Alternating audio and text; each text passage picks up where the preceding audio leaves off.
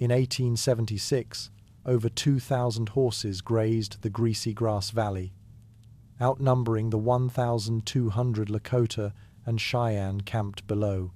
Little Soldier, a boy clutching a wooden staff, his moccasins worn thin, froze as he spotted blue-coated soldiers slinking toward the river. "They're crossing," he cried, his shout rallying warriors to face Custer's 210 men. Historian D. Brown writes in Bury My Heart at Wounded Knee that this was no planned battle, but a desperate stand to protect a way of life. Why did Sitting Bull forbid touching the fallen, and what price did his people pay for defying his vision? Watch to find out. Little Soldier stood on a grassy ridge, his small frame barely visible against the vast Montana sky in the 18th of June, 76. A Lakota boy of perhaps 12, he clutched a wooden staff in his left hand, its tip worn from prodding restless horses. His moccasins, patched and dusty, gripped the earth as he scanned the northern herd of over 2,000 animals. His task was critical.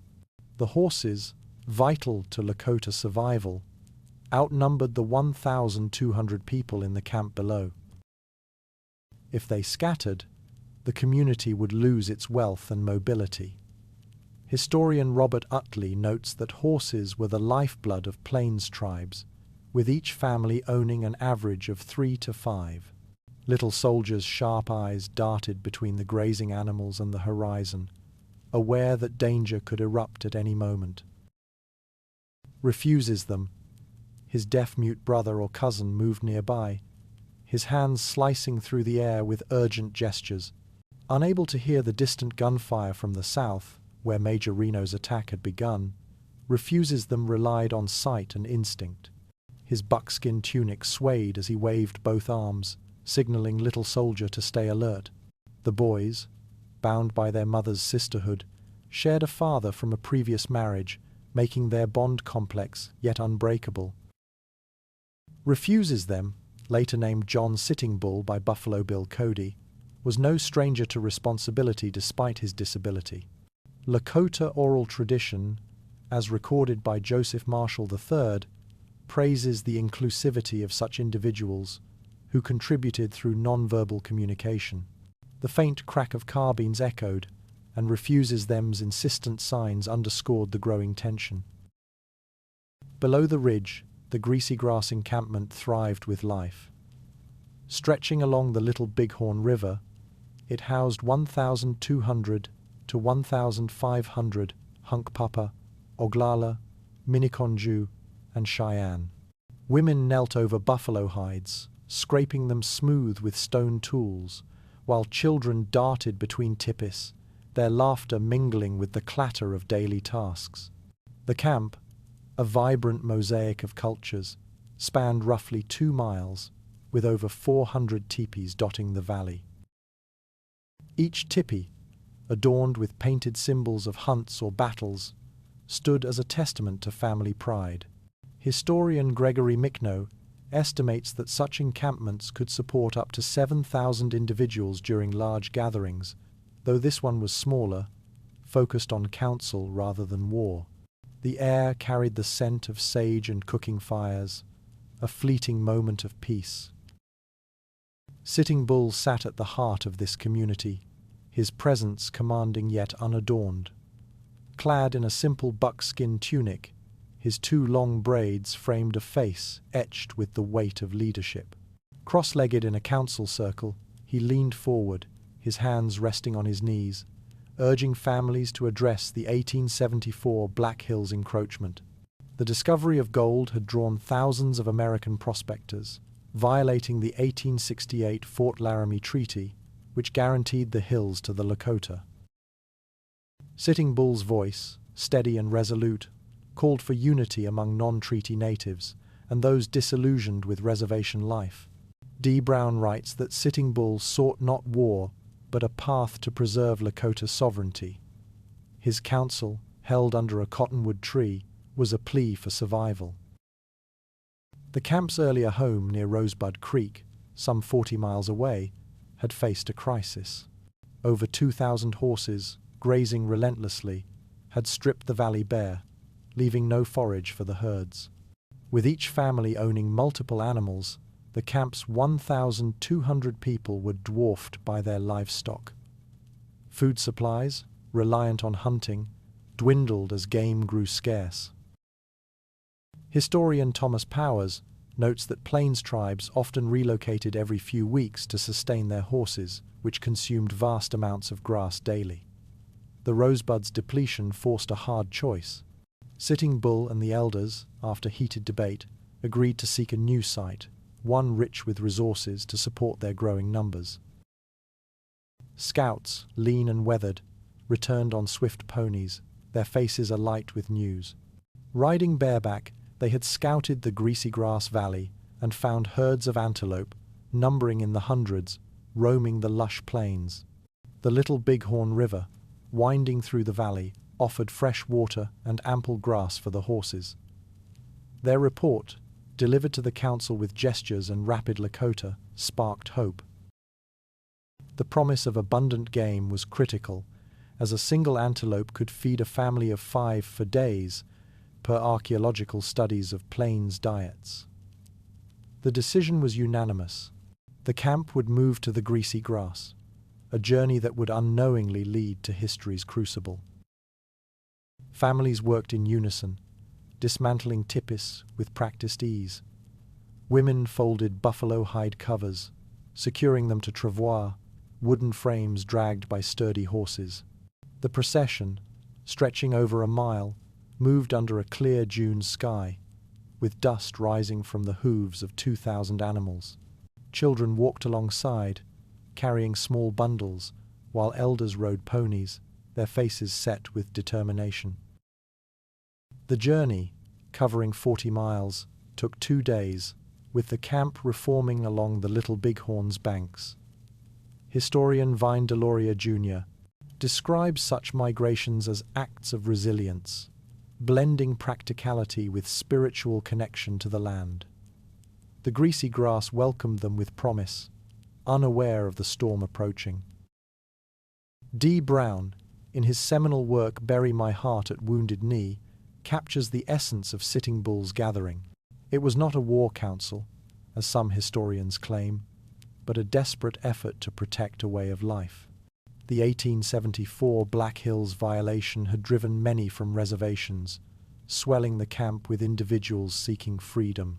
Sitting Bull's call drew not tribes but families, each arriving with hope for a future untainted by American expansion. Brown's analysis, grounded in Lakota accounts, challenges the narrative of a militarized encampment, emphasizing its cultural and political purpose. The council's debates, held daily, sought solutions to an existential threat. The camp's structure defied military logic, a point often misunderstood by historians. Tipis stood not in rigid tribal blocks but in clusters based on kinship or friendship. An Oglala family might pitch their lodge beside a Hunkpapa one, sharing meals and stories. This fluid arrangement, spanning 400 tipis, reflected Lakota values of community over hierarchy.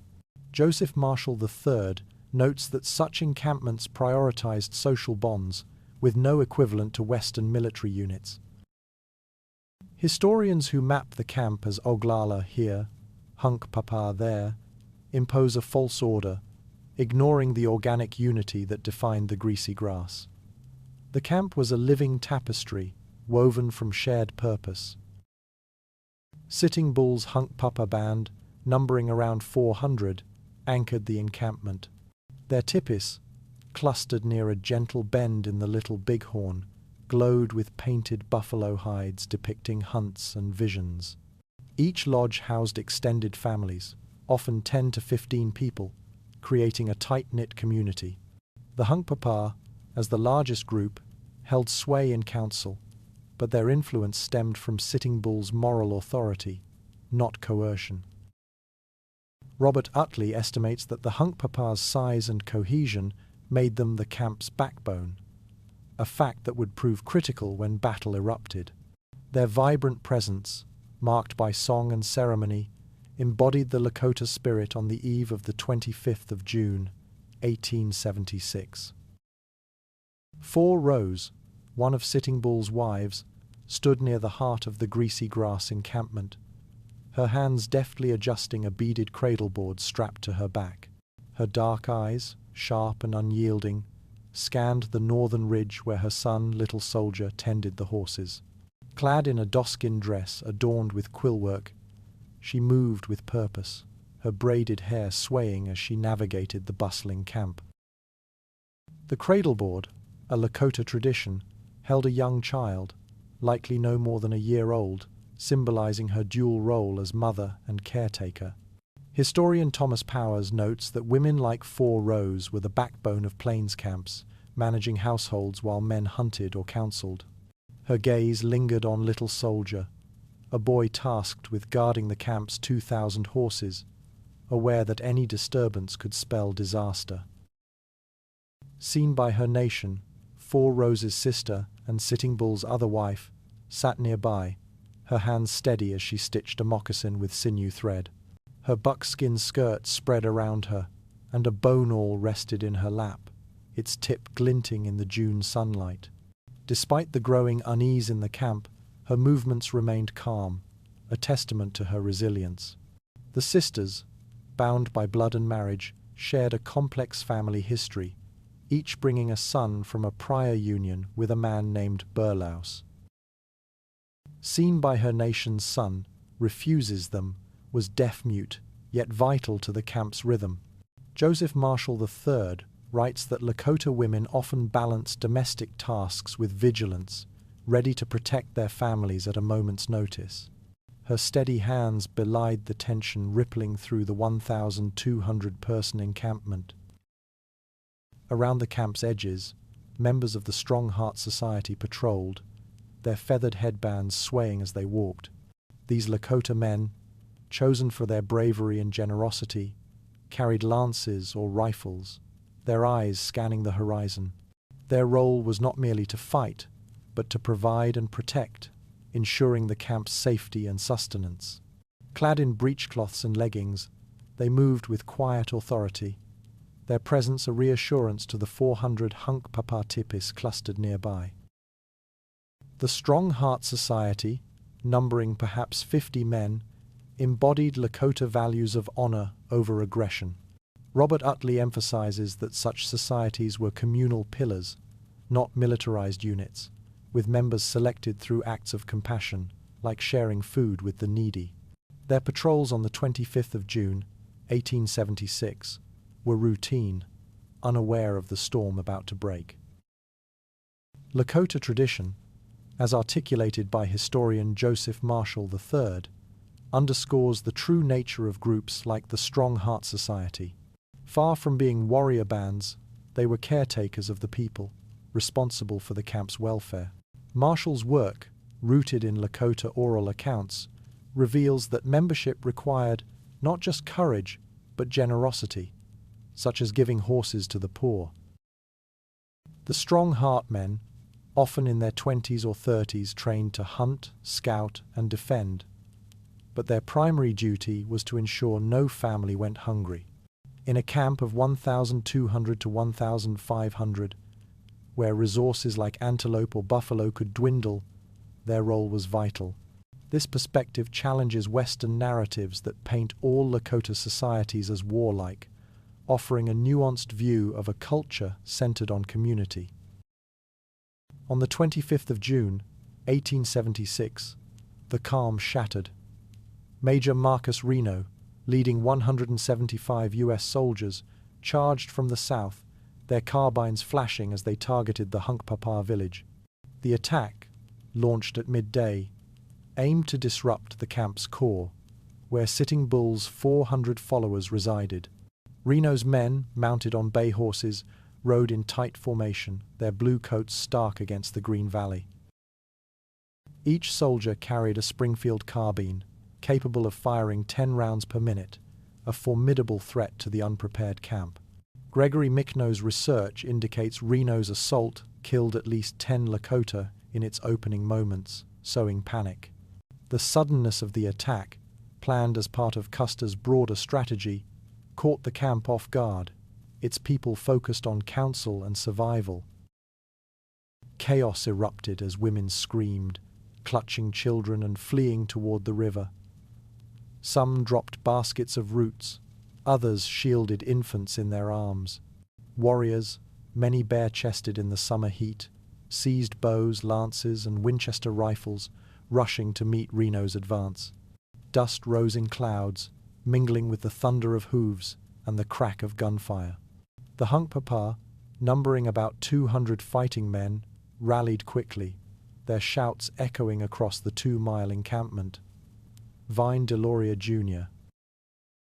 notes that Lakota warriors often fought defensively, protecting families rather than seeking conquest. Their response, fueled by the need to save loved ones, turned the southern edge of the camp into a swirling melee of resistance. Little Soldier, perched on a low hill, felt his heart pound as the sounds of battle reached him. His small hands tightened around his wooden staff, its weight grounding him amidst the distant chaos.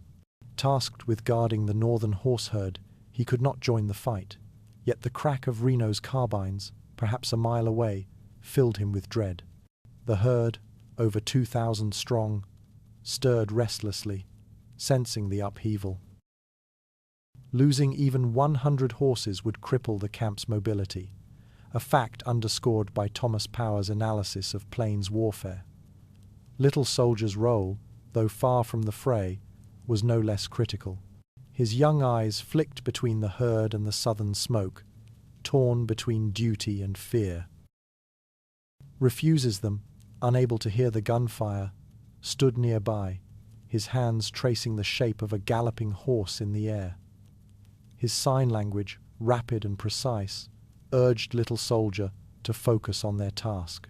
Clad in a simple buckskin tunic, Refuses them's face was taut with awareness, his disability no barrier to understanding the camp's peril. Lakota culture, as Joseph Marshall III describes, valued such individuals, integrating them into communal roles through gesture and trust.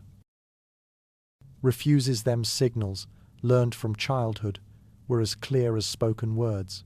His insistence kept Little Soldier anchored, even as the battle's din grew louder, a reminder of their shared responsibility to protect the herd.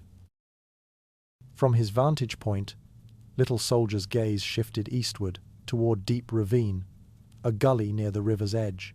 There, a new threat emerged. Custer's 210 soldiers, their blue coats vivid against the green riverbank, moved stealthily, preparing to ford the Greasy Grass. Led by Lieutenant Colonel George Custer, the battalion aimed to strike the camp's northern flank, cutting off escape. Each soldier, armed with a carbine and revolver, represented a lethal force, capable of firing dozens of rounds in minutes. Robert Utley estimates Custer's men expected a quick victory, underestimating the camp's 500 fighting men. Little Soldier's heart raced as he realized the danger, his small frame trembling with the weight of what he saw. "They're crossing the river," Little Soldier shouted, his voice cracking with urgency. He waved his staff wildly, its tip cutting the air as he signaled to warriors tending nearby horses. The cry, piercing the northern calm, alerted perhaps 20 men, who dropped their tasks and grabbed weapons. The warriors, some with war paint streaked across their faces, sprinted toward the river, their moccasins pounding the earth. Gregory Mickno notes that such rapid responses were key to the Lakota's defense, turning Custer's surprise attack into a fatal miscalculation. Little Soldier's shout, born of a boy's vigilance, set in motion a chain of resistance that would alter history on the 25th of June, 1876. Warriors raced toward the Greasy Grass riverbank, their faces streaked with red and black war paint, a vivid declaration of resolve. Clutching Winchester rifles, capable of firing 15 rounds per minute, they moved with purpose, their moccasins pounding the soft earth. Some wore breechcloths, others leather vests, their bodies lean from a life of hunting and riding. Numbering perhaps 50 in this initial wave, they responded to Little Soldier's alarm, their shouts mingling with the rush of the river. Historian Robert Utley estimates that the Lakota and Cheyenne had 500 fighting men across the camp, a force far larger than Custer's 210 soldiers anticipated. Their rapid advance aimed to stop the enemy before they could cross and threaten the 1,200 people in the encampment. The first shots rang out, sharp and deadly. 2 soldiers at the front of Custer's column, dressed in blue coats and wide-brimmed hats, slumped from their saddles, blood staining their uniforms as Lakota bullets struck true. The warriors, positioned behind cottonwood trees and low rises, fired with precision, their Winchesters outmatching the soldiers' Springfield carbines in speed. Gregory Micknow's analysis suggests that the initial volley killed or wounded at least 5 men, shattering Custer's momentum. The fallen, likely scouts or officers, lay sprawled on the riverbank, their horses bolting in panic. This sudden loss, within moments of Little Soldier's warning, marked the beginning of a rout that would engulf Custer's command. George Custer, his short-cropped hair bare of a hat, spurred his horse forward, his saber raised high in his right hand. Clad in a dark blue shirt and buckskin trousers, he cut a striking figure, his lean frame taut with determination. Unaware of the growing resistance across the river, he urged his 210 men toward the ford, believing a swift strike would scatter the camp. His confidence, rooted in victories against smaller tribes, blinded him to the 400 Hunkpapa and their allies massing ahead. Vine Deloria Jr. notes that Custer's arrogance, fueled by a belief in American superiority, led him to underestimate the Lakota's resolve. His saber gleamed in the June sun, a symbol of ambition soon to be undone. Panic spread among Custer's men as the Lakota fire intensified. Surviving soldiers, their faces pale with fear, struggled to drag a wounded comrade onto a horse, his blood-soaked coat slipping through their hands. The column, once orderly, dissolved into chaos, with men shouting and horses rearing. Gregory Micknow describes the scene as a collapse, with soldiers scattered like leaves under the relentless barrage. Of the 210 men, perhaps 50 broke ranks, their carbines firing wildly as they sought cover. The riverbank, only 100 yards wide, became a killing ground, with Lakota warriors closing in. The soldiers' attempt to regroup faltered, their cohesion lost in the face of a determined foe. Custer's battalion disintegrated, its remnants scrambling up a steep hill, their boots slipping on loose soil and sagebrush. The slope, rising 300 feet above the river, offered little shelter, its sparse grass exposing the men to pursuit. Lakota and Cheyenne warriors, many on swift ponies, chased them, their war cries echoing across the valley. Numbering at least 200 by now, the warriors wielded bows, lances, and rifles, their speed outmatching the soldiers' labored climb. Thomas Powers estimates that the Lakota's mobility, with each warrior owning 2 to 3 horses, gave them a decisive edge. The hill, later called Last Stand Hill, became a trap, with Custer's men unable to escape the encircling force. Amid the chaos, a 19-year-old Lakota warrior, his face alight with a defiant grin, chased his spirited war pony in circles. Clad in a breechcloth and eagle feather headband, he laughed despite the battle's roar, his energy infectious. Handing his Winchester to Little Soldier, who stood wide-eyed on the ridge, he leaped onto the pony's back, his muscles straining to control its wild bucks. The horse, a prized war mount, was one of perhaps 500 trained for battle in the camp, per archaeological studies of plains warfare. His struggle, both comic and heroic, embodied the Lakota spirit, finding humor even in crisis. His brief delay, however, meant he would arrive too late to join the fight. By the time the young warrior crossed the river, his bow slung over his shoulder, The battle was over. Custer's 210 men lay scattered across the hillside, their bodies crumpled among the sagebrush, no sign of life remaining. The fight, lasting less than an hour, claimed every soldier in Custer's command, a toll of 263 across the broader battle, per military records. The Lakota and Cheyenne, with perhaps 30 losses, had turned a surprise attack into a decisive victory. Robert Utley describes the speed as staggering, a testament to the defenders' unity and terrain knowledge. The hill, now silent, bore witness to a clash that would echo through history. Custer's body was found near the hill's crest, a bullet hole in his chest and another in his temple.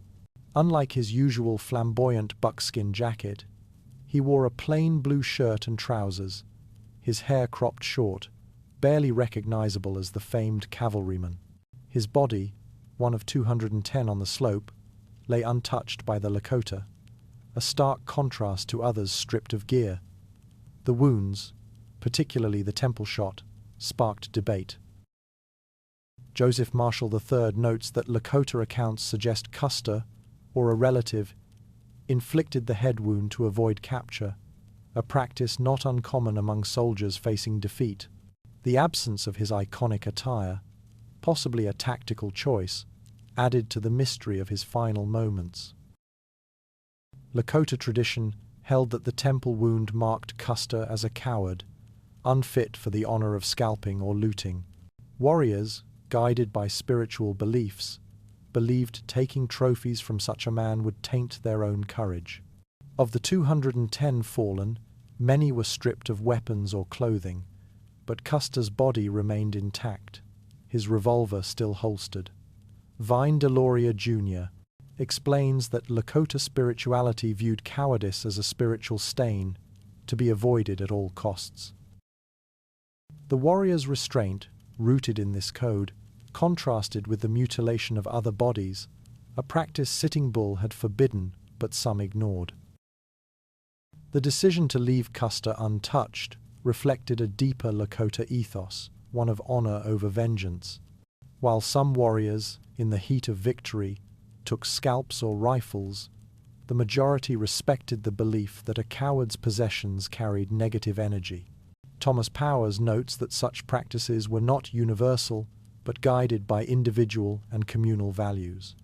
The 400 Hunkpapa, led by Sitting Bull, held to a vision of restraint, though its violation would haunt them.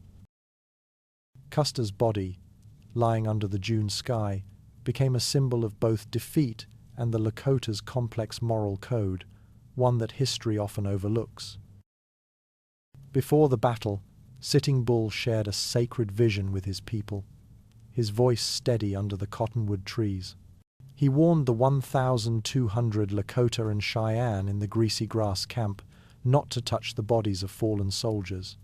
No scalps, no clothing, no mutilation. To violate this, he said, would bring spiritual ruin. His vision, rooted in Lakota spirituality, emphasized respect for the dead, even enemies, to maintain harmony with the Creator. Joseph Marshall III notes that such visions guided Lakota leaders, blending prophecy with moral law. Sitting Bull's command, spoken to perhaps 400 Hunkpapa and their allies, aimed to protect his people from a curse that could haunt generations. The camp, preparing for council, listened solemnly, unaware of the test to come. In the battle's aftermath, some warriors, caught in the thrill of victory, ignored Sitting Bull's vision. On the hillside where 210 of Custer's men lay dead, a few men, perhaps 20, wielded knives to cut into bodies, taking scalps or stripping boots and coats.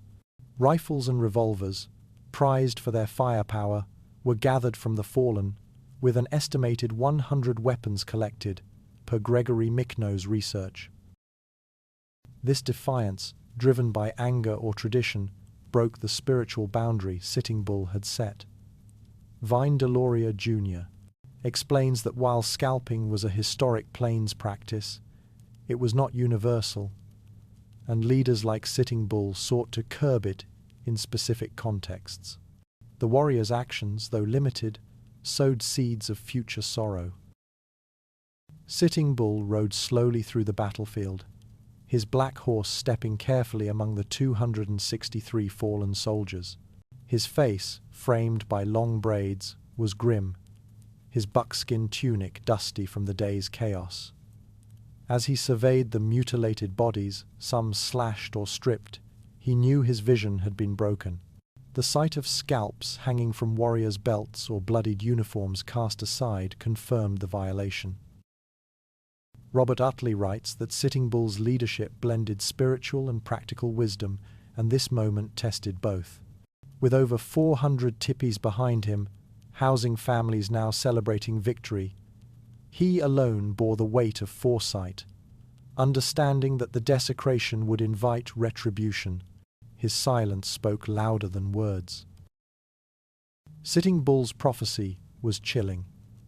He foresaw that the descendants of the violated soldiers would seek vengeance, bringing suffering to future Lakota generations. The 1,200 people in the camp, including 400 Hunkpapa, faced a future shadowed by this act. Within a year, most would be confined to reservations, their lands reduced to 2.8 million acres from the 26 million promised in the 1868 Fort Laramie Treaty, per archival records.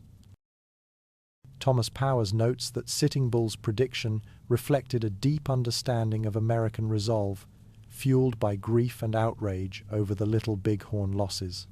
His warning, passed down through family oral tradition, carried the weight of a leader who saw beyond the victory to a looming tragedy. Despite the triumph, the camp mourned deeply. Over 30 Lakota and Cheyenne, including warriors and civilians, had fallen in the battle, their bodies wrapped in blankets for scaffold burials, a sacred rite. Women wailed as they prepared the dead, placing them on wooden platforms raised 6 feet above the ground, facing the sky. The scaffolds, numbering at least 30 across the 2-mile camp, dotted the valley, each adorned with offerings like beads or feathers. Joseph Marshall III describes these burials as acts of honor, ensuring the spirit's journey to the afterlife. The victory, though decisive, came at a cost, with families like those of the 400 Hunkpapa grieving loved ones lost to Reno's and Custer's attacks. Little Soldier, now safe among the tipis, sat with elders under a starry sky, his small hands animated as he recounted the battle. His gestures mimicked the soldiers' frantic retreat up the hill, drawing chuckles from the group despite the day's sorrow. The boy, no older than 12, described how Custer's 210 men scattered, their blue coats vanishing into the dust. His tale, told to perhaps 20 listeners, blended awe and humor, a Lakota trait that found light in darkness. Robert Utley notes that oral storytelling was central to Lakota culture, preserving history with vivid detail. Little Soldier's account, rooted in his role guarding the 2,000 horses, became a thread in the camp's collective memory. Refuses them, unable to speak, joined the storytelling with his hands, his fingers tracing the soldier's failed dash up the 300-foot hill. His buckskin tunic swayed as he signed, his face alive with expression, conveying the fear in the soldier's eyes. Though deaf-mute, he was a vital voice, his gestures as clear as words to the 400 Hunkpapa who valued his presence. Vine Deloria Jr. emphasizes that Lakota inclusivity embraced individuals like refuses them, whose contributions strengthened the community. His signs, learned from childhood, painted a vivid picture of the rout, complementing Little Soldier's tale and sparking more laughter among the elders. The stories reached the narrator's mother, fluent in sign language, who wove them into bedtime tales for her children. Sitting by a fire in their tipi, she recounted the battle's chaos and humor, her hands mimicking refuses them's signs. The tales, told to perhaps 5 siblings, blended the weight of history with Lakota levity, like the warrior's struggle with his pony.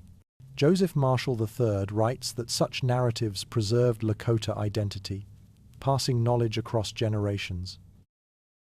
The mother's voice, steady and warm, ensured that the Greasy Grass victory, with its 30 losses and 263 enemy dead, lived on, a testament to resilience amid encroaching change. Lakota humor, a cultural cornerstone, shone through these tales. Elders, gathered under the shade of tipis, laughed heartily at the memory of the 19-year-old warrior chasing his unruly pony, a moment of light in a dark day. This humor, shared among the 1,200 camp members, was not frivolous but vital, a way to heal and endure. Thomas Powers notes that Lakota storytelling often wove comedy into tragedy, reflecting a worldview that embraced both. The image of the warrior, handed his rifle by little soldier, stumbling yet persistent, became a cherished anecdote, retold to honor the camp's spirit in the face of 263 enemy deaths. Historians, however, often misread the Greasy Grass camp, painting it as a military stronghold with 400 tipis aligned like army units.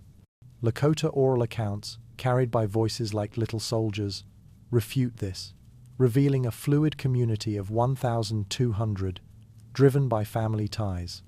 Tipis stood where kin or friends chose, not by tribal order, a fact ignored by maps labeling Oglala here, Hunkpapa there. Gregory Mickno critiques such errors, noting that the camp's organic structure, with 500 fighting men spread across 2 miles, baffled Custer's rigid tactics. The historian's failure to grasp this, rooted in Western assumptions, obscures the Lakota's true strength: unity, not regimentation. The term warrior societies casts a misleading shadow over groups like the Strong Heart Society, whose 50 or so members patrolled the Greasy Grass camp with lances and rifles. Far from being aggressive war bands, these Lakota men, often in their 20s, were chosen for their compassion and duty, sharing meat with the hungry or horses with the poor. Clad in feathered headbands and breechcloths, they ensured the safety of 1,200 people, not through conquest but through service. Joseph Marshall III clarifies that such societies rooted in Lakota values prioritized the community's welfare over violence. Historians' militarized labels, applied to the 400 Hunkpapa and their allies, distort a truth evident in the camp's peaceful council before the 25th of June, 1876. The Strongheart men were guardians, not soldiers, their honor defined by generosity. American aggression, not Lakota ambition, ignited the Little Bighorn clash, a fact etched in the blood of 263 U.S. soldiers who fell that day. Custer's 7th Cavalry, with 600 men split into 3 battalions, attacked a camp of 1,200, expecting an easy rout. Instead, they struck a community gathered for dialogue, not war. Military records confirm that Major Reno's 175 men and Custer's 210 targeted the 400 Hunkpapa first, aiming to crush Sitting Bull's resistance. Gregory Mickno notes that the U.S. campaign, driven by the 1874 Black Hills Gold Rush, sought to force non-treaty Lakota onto reservations. The attack on a peaceful council, mistaken for a military stronghold, reveals the true instigator, a nation bent on expansion at any cost. Sitting Bull's call to the Greasy Grass was a plea for unity, not a war cry. Seated in his buckskin tunic, his braids framing a resolute face, he invited individuals, not tribes, to join a council on surviving the Black Hills violation. Over 1,200 arrived, their 400 tipis forming a 2-mile encampment along the Little Bighorn River. Robert Utley writes that Sitting Bull's leadership sought dialogue, drawing families disillusioned with the two. 8 million acres of reservation land, a fraction of the 26 million promised in 1868. His vision, shared with perhaps 500 fighting men and their kin, was to preserve Lakota life, not to provoke conflict. This intent, clear in oral accounts, challenges narratives of a belligerent camp. The Greasy Grass victory came at a staggering cost. Within a year, by mid-1877, most of the 1,200 Lakota and Cheyenne were confined to reservations, their freedom eroded. The U.S. Army, enraged by the loss of 263 men, intensified its campaigns, seizing 20 million acres of Lakota land by 1877, per archival data. Families who once roamed with 2,000 horses were reduced to farming small plots, their 400 tipis replaced by agency cabins.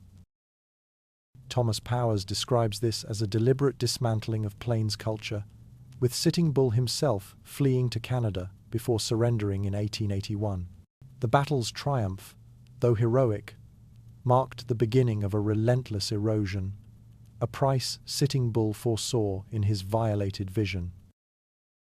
Little Soldier's tale, vivid with the chaos of Custer's route, aligns with Cheyenne accounts, lending weight to oral history's precision. His story of 210 soldiers scattering up a 300-foot hill, retold to elders, matches Cheyenne narratives of warriors overwhelming Custer's men near Deep Ravine. Thomas Powers notes that such cross-tribal consistency, preserved by voices like Little Soldier's, often surpasses written records, which rely on second-hand soldier accounts. The boy's role, guarding 2,000 horses, placed him at the battle's edge, yet his memory captured its heart. This convergence, spanning the 400 Hunkpapa and their Cheyenne allies, underscores the 1,200-person camp's shared truth, a narrative historians too often sideline. The battle's speed, less than an hour, stunned scholars, yet Lakota accounts reveal why. The 500 fighting men, unified across 2 miles of tipis, leveraged the valley's terrain, with its riverbanks and ravines, to encircle Custer's 210 soldiers. Warriors on ponies, each owning 2 to 3 mounts, outmaneuvered the cavalry's single horses, per Robert Utley's analysis.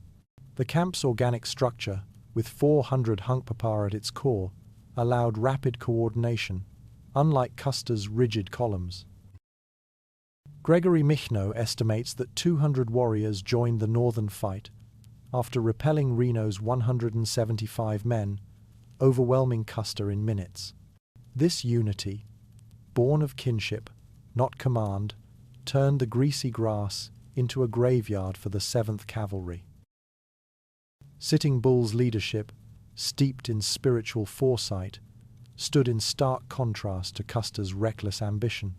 While Custer, in his plain blue shirt, chased glory with 210 men, Sitting Bull guided 1,200 through prophecy, urging restraint even in victory. Vine Deloria Jr. praises Sitting Bull's blend of vision and pragmatism, noting his refusal to touch Custer's body as a moral stand.